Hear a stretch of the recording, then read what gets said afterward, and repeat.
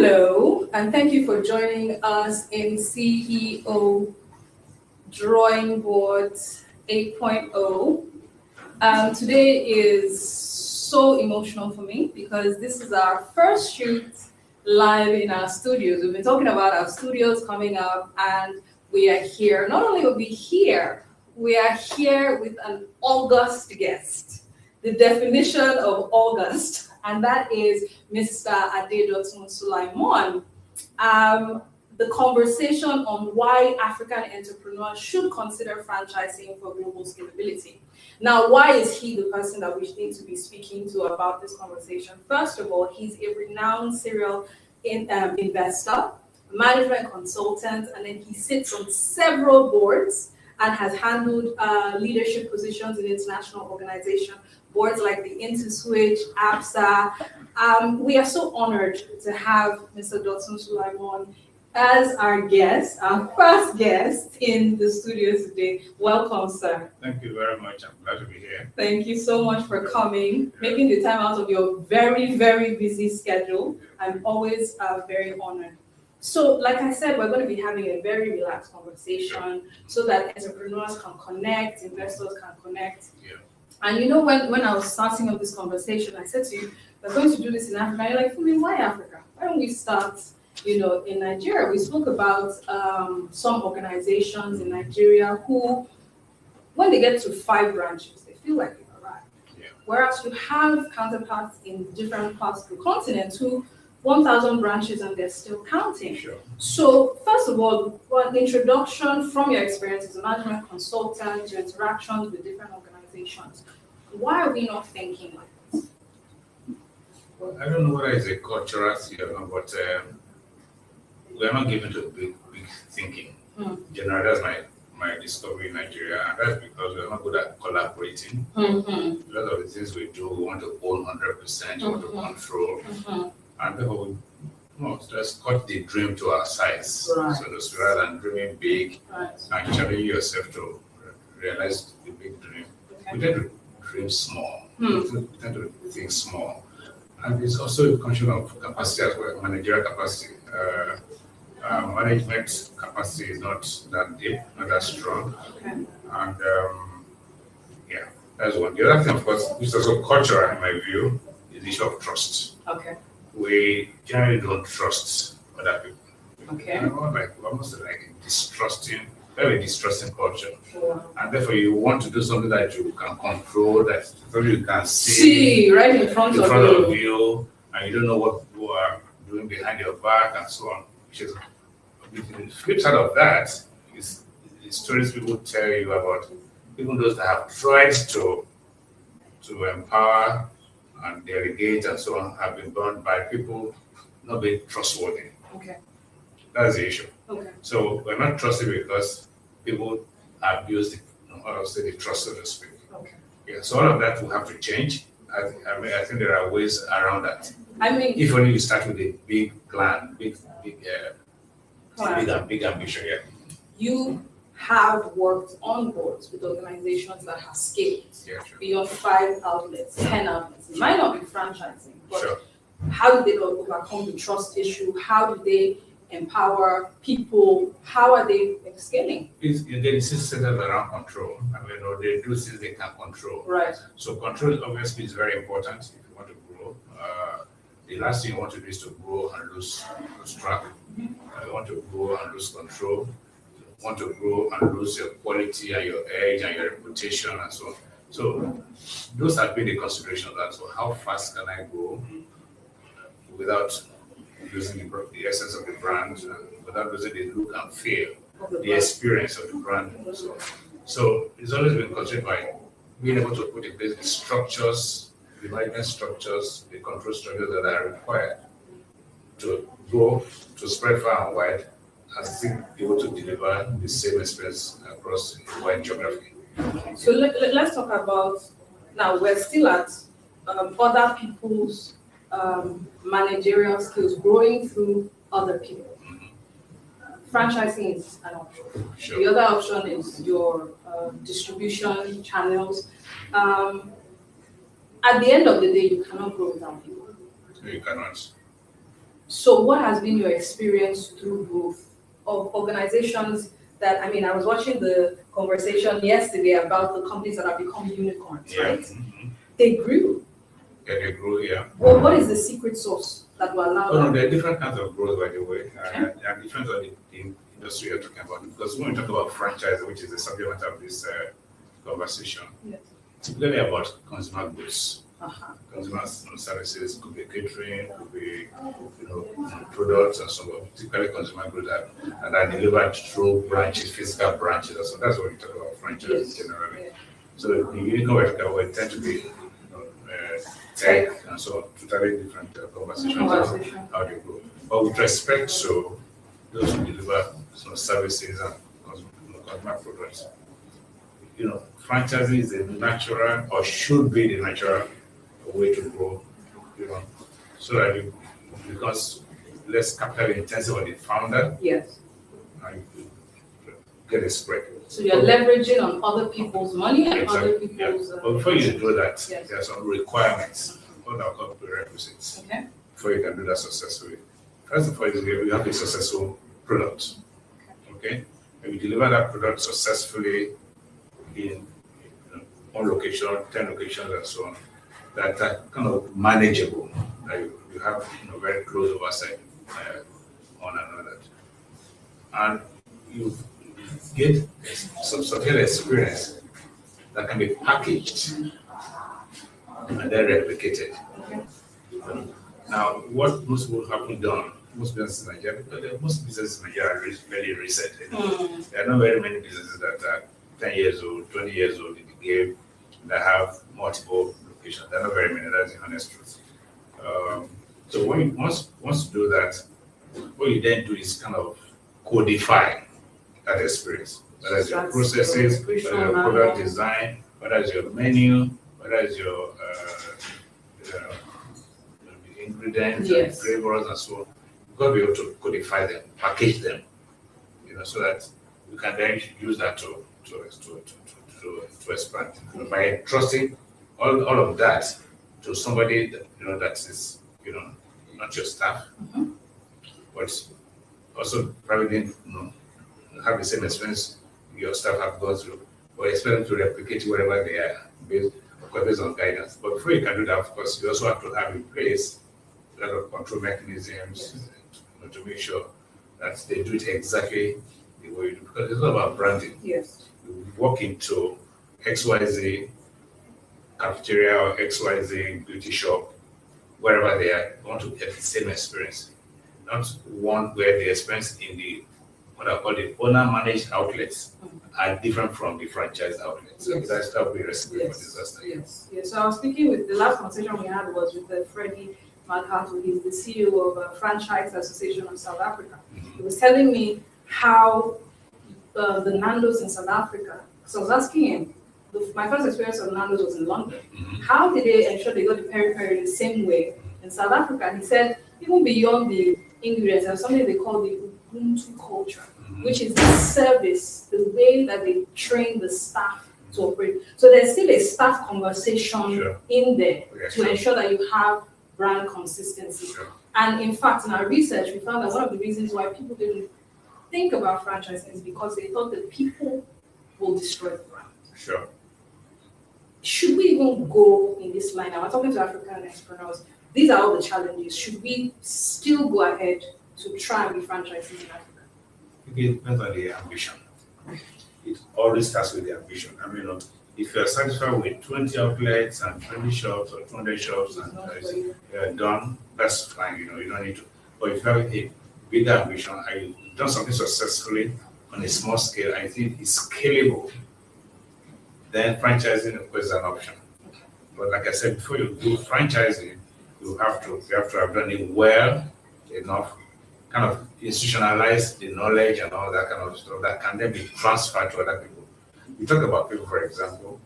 One of the things you want to start with franchising is to plant people that you trained with the franchisor. So they can transfer some of that knowledge, that experience to them. The other thing, of course, you have to have in place is, like I said, you're talking about packaging the know-how. Okay? but it's also ensuring that when that package is transferred to a third party, is applied consistently in a way that delivers the same quality of experience or product as yours. So one of the things you need to do also is have quality assurance. Yes.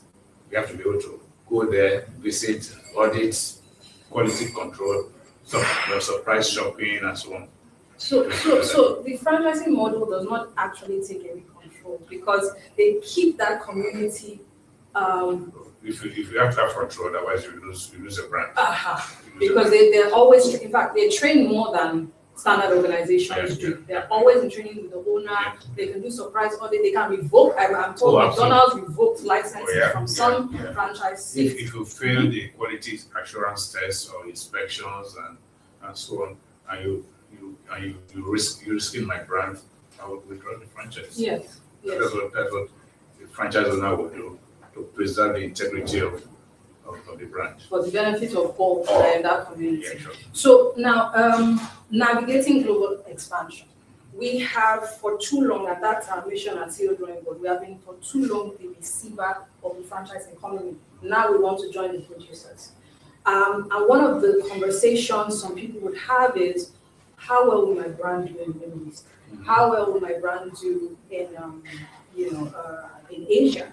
So is that a real challenge from an entrepreneur point of view? And how would, in your opinion, franchising help mitigate such a risk? Before we want to talk about franchising, we have to have a successful brand.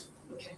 Yeah. Yes, the brand needs to be doing something. You have to be doing well. You have to be well known, and so on. Because don't forget, the person is going to be a franchisee. He's trying to enter into a business without paying the price you paid. Yes. Without starting from ground zero. Yes. Which means you must be doing something that they find attractive. You're making money, brand is well known, brand is well respected, and they think, maybe I can jump on this bandwagon, but without having to start now from scratch. Yes. So first of all, you have to have something that is franchisable. Yes. The second thing about franchise, of course, that you have to have the ambition to want to grow the brand beyond maybe your initial geography.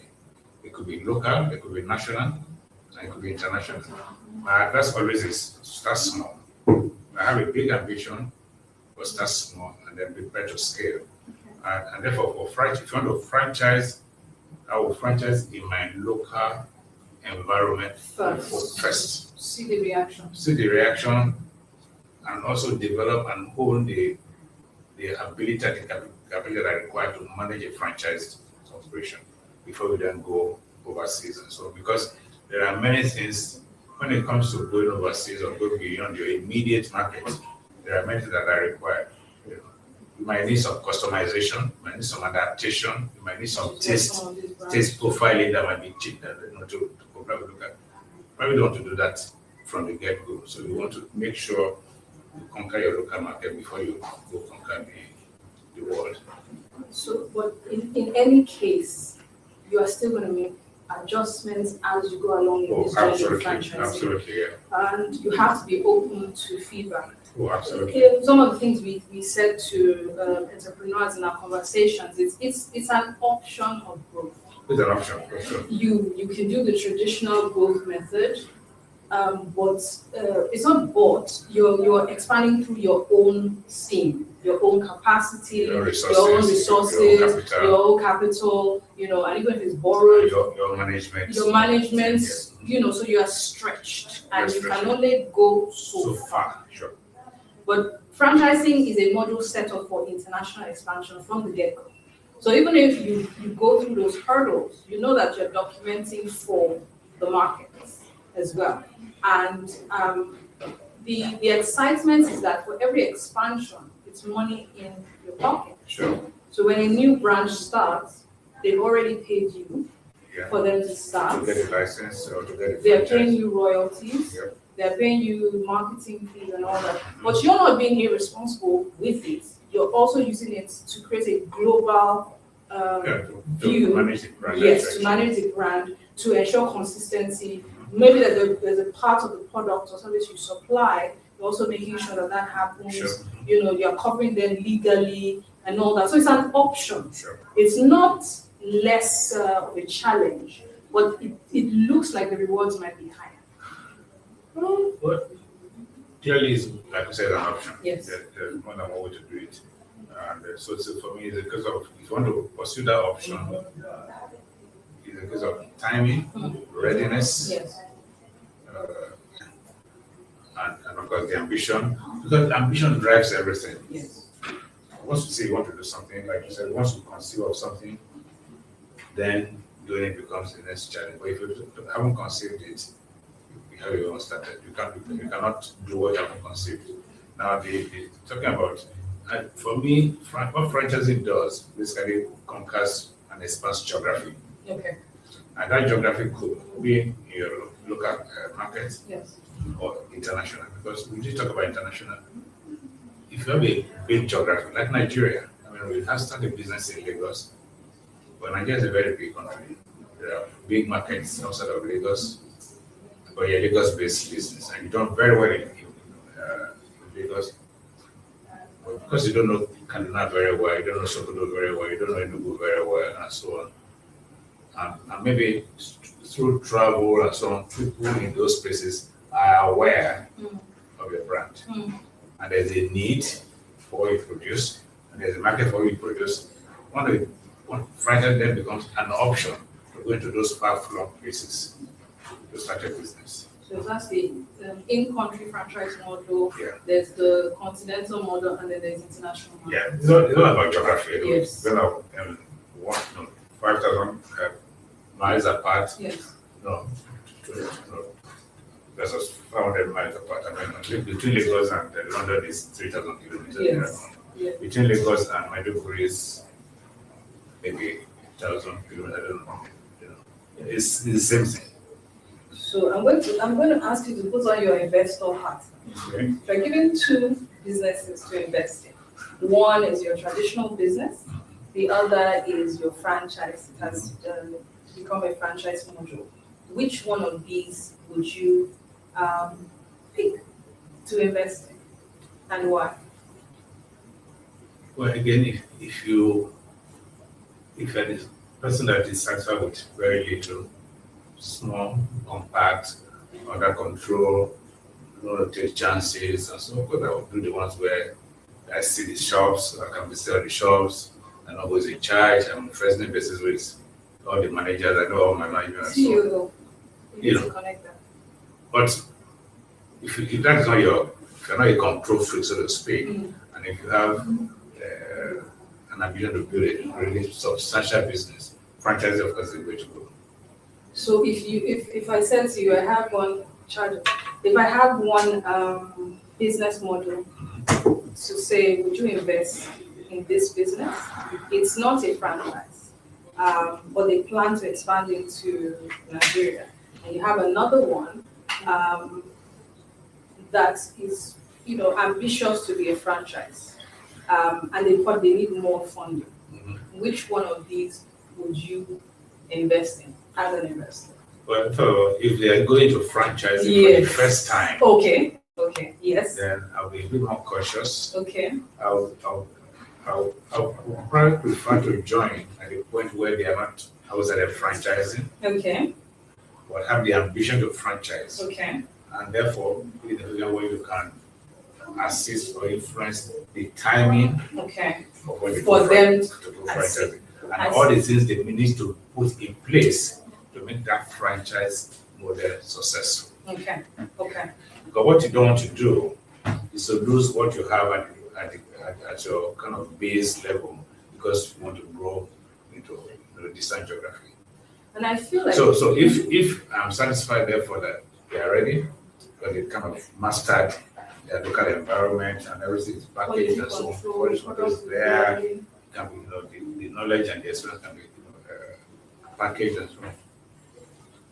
And then and the brand is known in other places, or the need satisfied by the brand exists in those places. Yeah, of course. Again, we start small. Start with one franchise. see the growth, See take the the feedback, see the feedback. challenges. Modify the whole system and so on. before you respond gradually. What you're saying is so important because at CL Record, we find those that choose to be franchisors. And what you've educated me on today now is we shouldn't convince anybody to be a franchise. We should know that this person is a fit. They're ambitious enough to go the journey because it's not easy. Now, those that choose to go on that journey, they are ambassadors for us in different markets. Sure. So this is why what you're saying is so important. They need to have tweaked. Nando's is an ambassador for Zara. Sure, absolutely. And there was some homework that they did. Yeah. So if you are choosing to be an African franchisor, you need to be in a different class, in a different mindset. You need to be 2 times more focused on quality than anybody else. Oh, absolutely, yeah, sure. Yeah. Not really focus on quality, focus on all that it takes for you to be successful. Yes. Or to be successful in your local market. Yes. All you are doing is basically replicating success. Yes.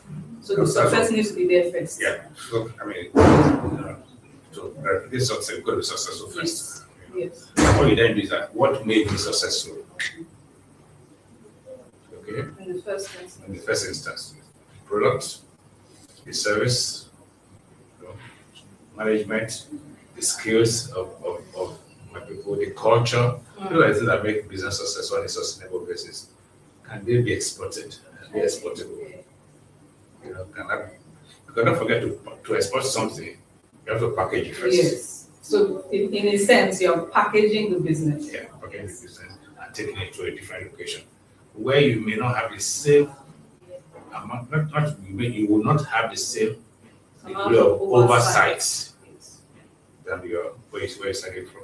Yes. So now what you then need to do is that all the things you need to have some oversight, not the same quality of oversight, are in place before you start the process of franchising. So let me ask you a bit of a personal question. You know that I jokingly told you that the way we think is your fault, the fault of your generation. Okay. I told you that the last time. Okay. So now, if I can convince your generation to say now that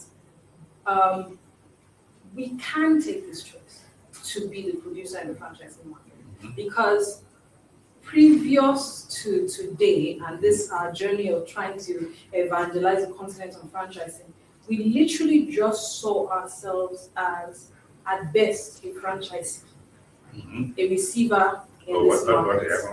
Maybe because we disqualified ourselves or we might not get it right like they, not knowing that we also have our own uniqueness, which other markets seek. So, can we go on this journey as a continent? Now, I want you to think beyond Nigeria, because I know that you're a patriot, but I want you to think beyond Nigeria, Africa. Can we have some of our brands in the Fortune 500 through franchising model? Is it something that you think is possible? Are we ready? Yes. The short answer to that is yes, we can. Yes. We can, but we have to want to. That's the most important. Yeah. So that's a bit of our ambition. Ambition. We have to want to, okay? Because once you want to, then how to becomes easy. Easier. You can figure out how to if you want to. I mean, for me, since you're talking about being brand champions across the border and so on, you have to conquer your country first. Nigeria is not Lagos. Mm-hmm. Nigeria is not only Lagos, Abuja, and Port Harcourt. There are not many brands that you find that are in Lagos that you find in Sokoto. There are not very many brands in Lagos that are doing very well in Lagos that you find even in Ibadan. It's true. So if you cannot even think beyond your own borders, I mean, you cannot think beyond your own immediate environment, how can you think continental? So that's the thing. We have our work for us. Yes. So, I mean, of course, people will argue that the market is not the same, the size of the market. It's okay, but Nigeria is not Lagos. Nigeria is not Lagos, Port Harcourt, and Abuja. When people talk about Nigeria, we think once you cover Lagos, Abuja, Port Harcourt, you cover the country. No, instead for some products and services, maybe, or also for other products and services, maybe not.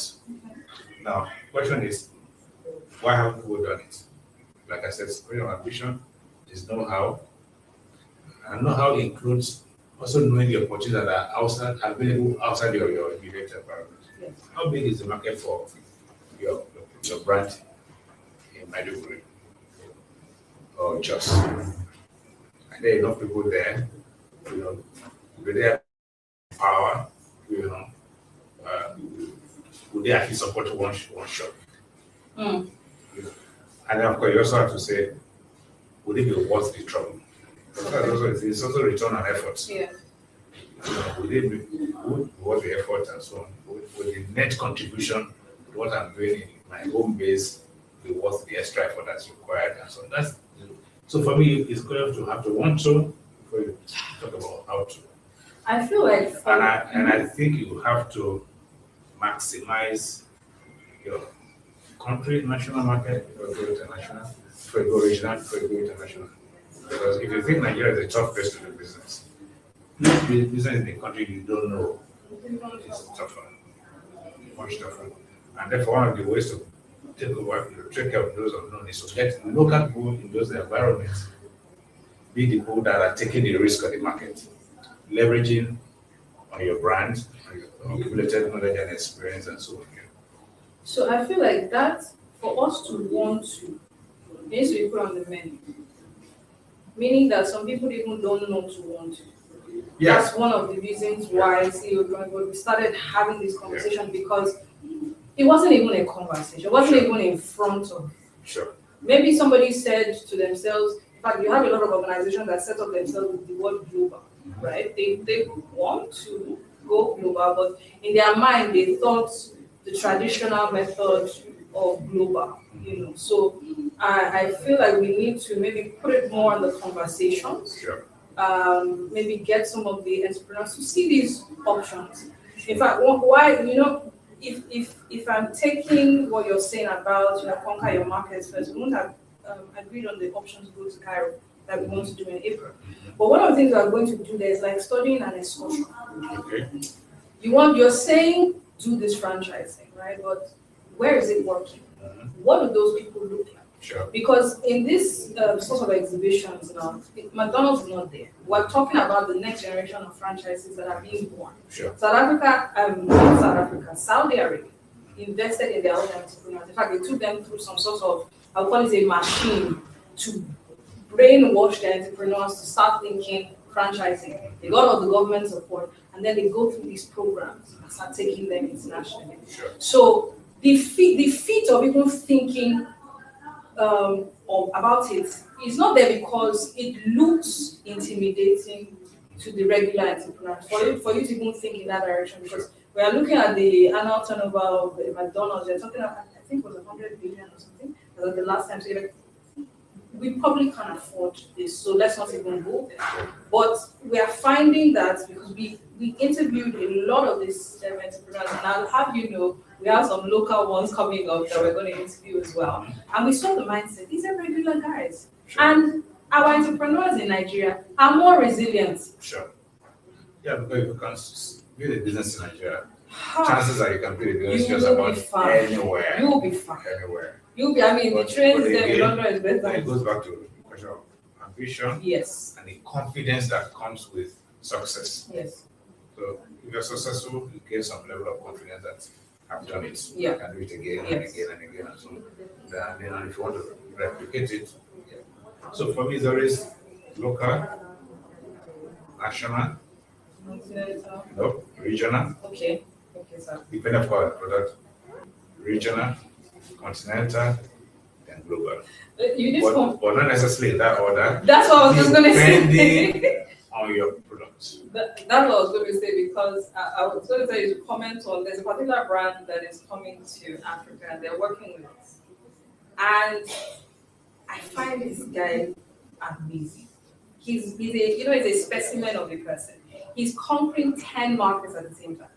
When he approached us, we were already going into Brazil. I'm not at liberty to say the brand yet, but they'll be coming out after Cairo. So when they were approached us, we're going into Brazil. Like, we're interested in coming to the African market. I said, Brazil is large. If you're just about to penetrate Brazil, they don't come into Africa, we can handle it. So we started the conversations. Next thing on social media, I'm seeing they're in Qatar. Last week, I saw a release of them in Saudi Arabia. But because, and I know what they're doing, because you have a more of a social media work, right? Every region you conquer makes the brand more attractive to franchisors. Absolutely. Yeah. So by the time you're telling us you're a global brand, you want to come to us, your value has been created in the market. So, but that does not excuse the fact that they had, I think, about 5 years on that ground where they were building in their home country. Sure, so they've done that on that groundwork. I think, he said they went to Turkey, failed in Turkey. Then they moved to Brazil. Brazil, they're hit. And they're literally doing 5 continents at the same time. So like you said, it might not be in that order, but there has to be a time where there's that homework being done to test the brand, test the markets as well. Sure. But the other thing, like you said they went to a market and failed. Yes. Franchise doesn't always succeed at the first time. Yes. There will be mistakes made. Yes. There will be markets where the fit is not as strong as you thought, or where the acceptance of the product, is not as strong as you think. Yeah, you learn your lessons. Like any other business. Like any other business, you just learn. You do it differently the next time, and have a better knowledge. It's all about making sure franchise doesn't work if there's not enough market for a product or service in the market you're going to. The franchisee, of course, will lose money as well. If they saw you do well in your own country, as well, let me bring this product or service to my country. Yes. They have to do their homework. They have to know that. So, and they may get it wrong. And they might take the franchise